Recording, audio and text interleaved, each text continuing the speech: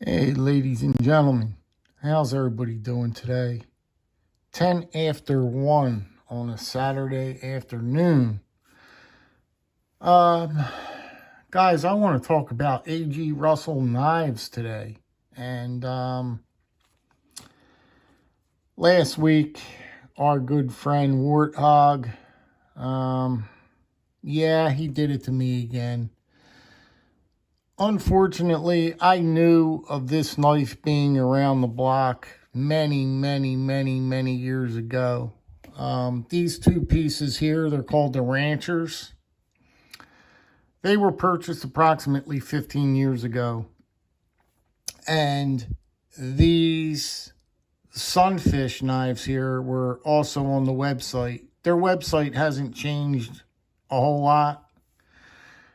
They do have, they do bring some new knives onto the website. I can't say that, but for the most part, I remember these knives being on the website that many years ago. And I was looking at it. I looked at that. I looked at all these knives. Long story short, you have to know A.G. Russell was one of them cats that did it his way, and that's the best way I could describe it. He put like a modern flair on a lot of his traditional knives. A.G. Russell Knives is a very niche sort of type style knife brand.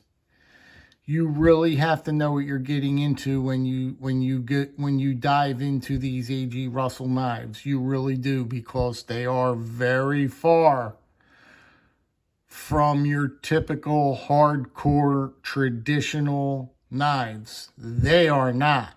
They are so far from that as far as what I see. And I think most people will agree with me. These knives, they come with bearings in them. They come with pocket clips. And they're just it's not your normal everyday traditional pocket knife.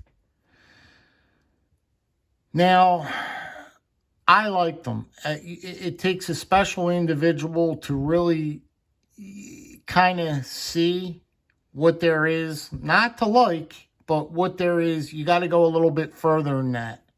As far as the construction of them, the steel material, that's a big thing that they use. And you have to kind of, so to speak, look all around that if you're going to buy one of these. So know what you're buying. Know what you're buying when you buy an A.G. Russell knife, please. Because it's a different breed. They are a different breed.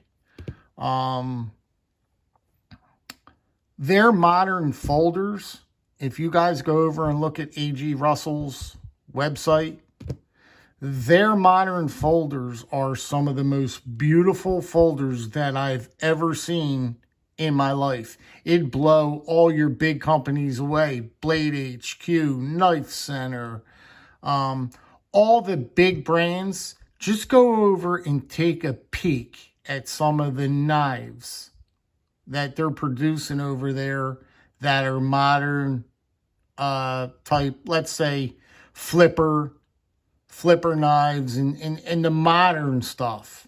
They are beautiful. But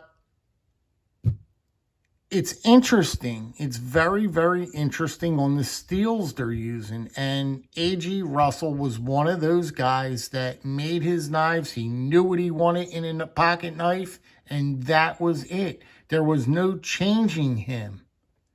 You weren't changing him as far as his designs went and what he put into deployment, and he knew what he wanted, and he said no. A lot of times the people that said, we don't think this will work, we don't think you ought to use this material, we don't think you ought to use this steel, and he absolutely put his foot down and said, well, then that's it. I don't want to make it. I'm doing what I want. If you can't do what I want, then so be it. That's the way he rolled. Let's take a look at this piece. We're already 5 minutes in and we didn't even look at it yet, right? We're looking at a 4-inch Sunfish. This is a 4-inch Sunfish that A.G. Russell considered. This is his interpretation of a Sunfish. Okay? This is what you're going to get with an A.G. Russell knife. Okay? Now, we're all used to seeing Sunfishes that are much, much different than this, right?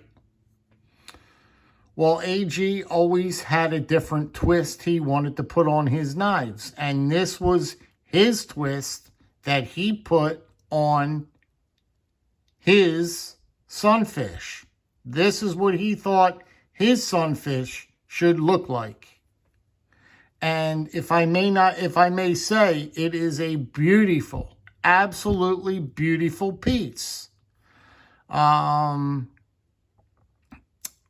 You can get these in all different kind of variants. Once again, most of them were sold out at the time, but I really didn't care.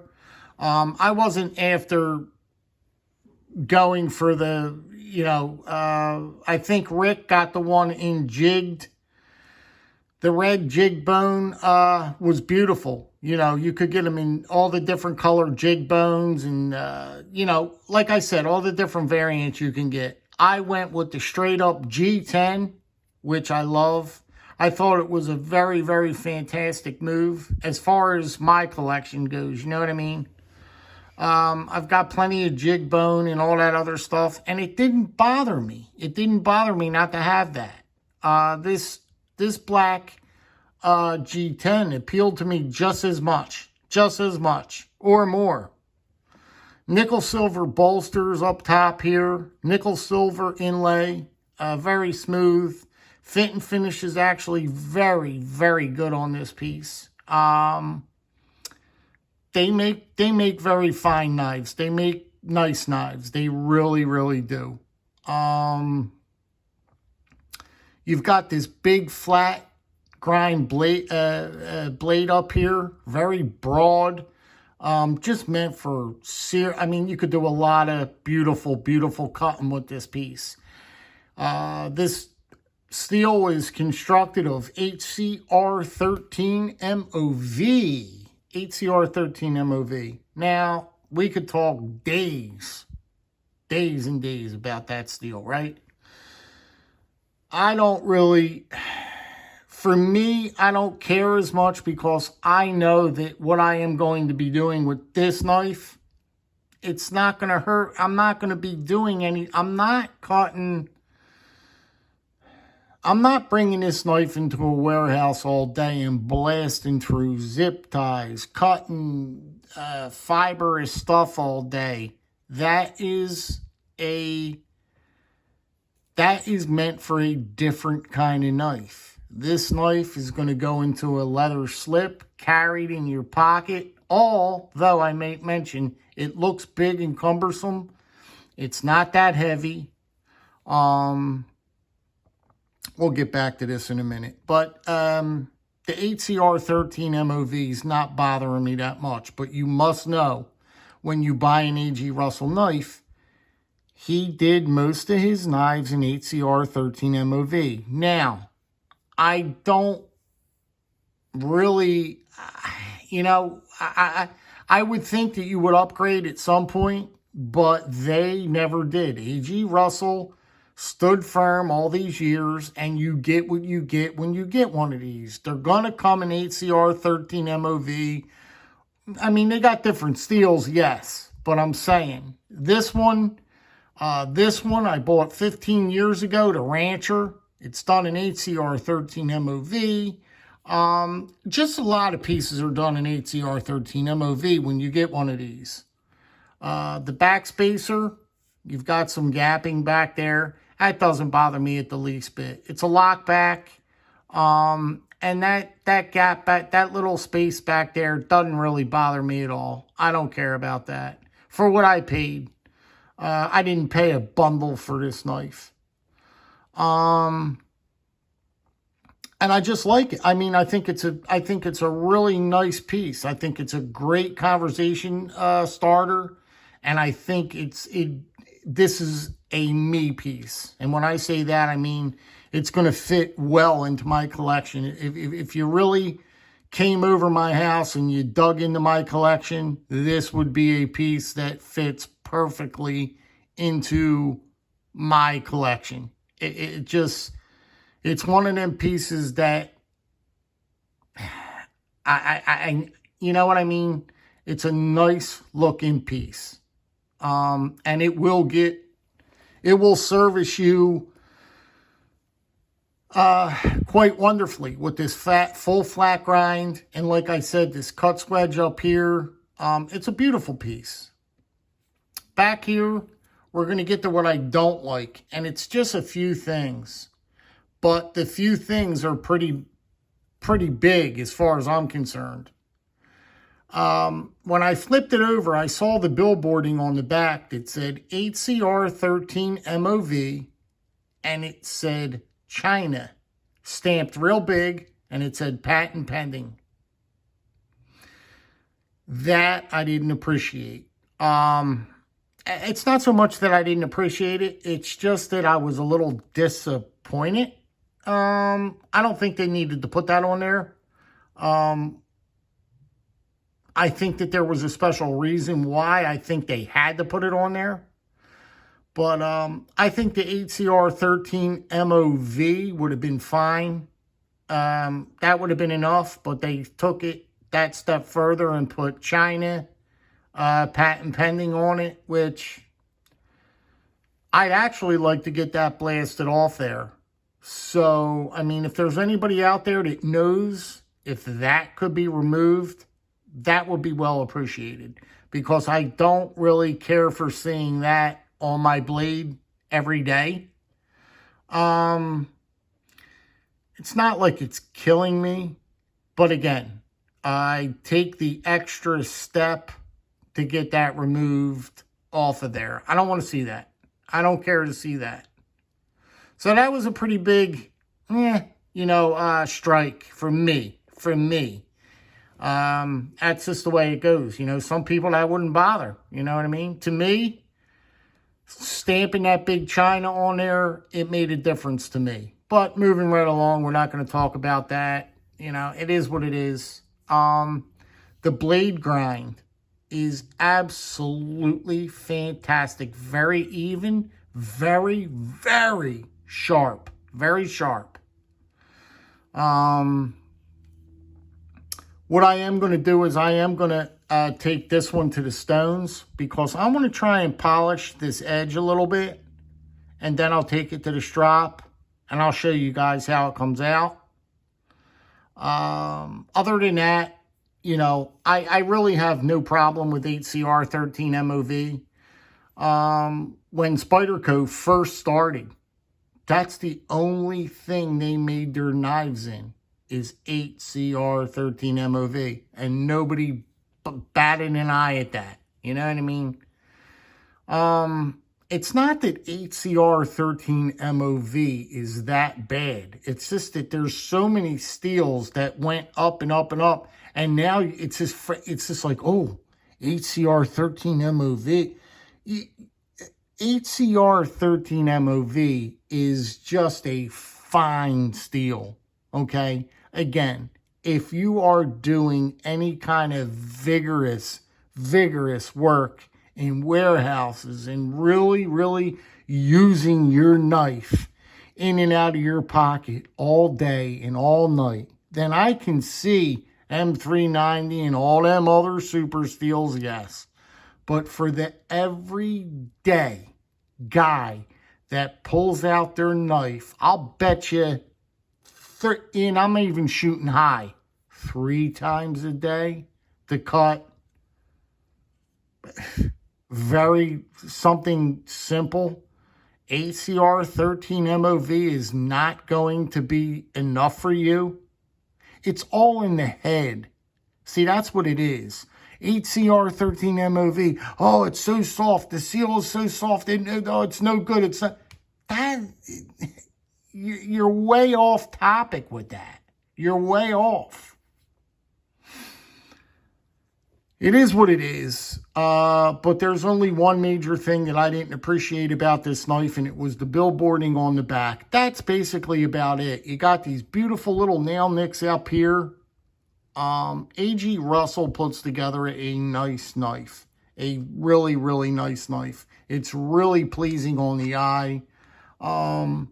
Like I said, if you go to their website, their knives are, I tell you the truth, they are beautiful. Look at some of their knives. They can get expensive too. I mean, some of their knives are $250, $300 pieces that you're going to pay up there. But, you know what you're doing, know what you're getting involved in. You're just not going to run out and buy an A.G. Russell knife, because you got to know. You got to know. You know what I mean? And this is one of those pieces that I love. Sunfish knives. You know, there's a couple of us in the group, that we love our Sunfish knives. You know what I mean? And this was a piece that I wanted to pick up for my Sunfish collection. My Sunfish collection. Now, most of my Sunfishes that I own are all Rough Riders. So, this one just fit the bill. And I'm not going to say that Rick Warthog didn't have an influence on it, which he certainly did. He certainly did, like he always does. He does it to me, and he's back there doing the review, and I know he's laughing at me when he's doing the review, because he knows I'm sitting back here, and he's like, I'll get him. Ha-ha. Let me show him this piece. But, no. Anyway, that's it. I just wanted to give you guys a look at some of these A.G. Russell knives. This one was from like 15 years ago. It's called the Rancher. And, again, HCR 13 MOV, lock back, on washers, fantastic. I mean, beautiful piece. You're going to get a pocket clip with this, deep pocket clip. These are the kind of things you're going to get with A.G. Russell knives. So, if you're one of those guys that are hardcore traditional knife guy, you know what I mean? Then you're not going to. There's no way on heavens that you're going to want to look at any of these. But I do. Because I find they're nice. They're good knives. They're good knives. So, that's where I'm at with it, guys. We're getting late into this video. I wanted to show you this this G10, this black, beautiful G10 4-inch Sunfish. Let me know what you guys think, huh? I'd greatly appreciate it. And, yeah, be good, be well, be safe. And I'll talk to you guys on the next one. You guys take care. Thanks.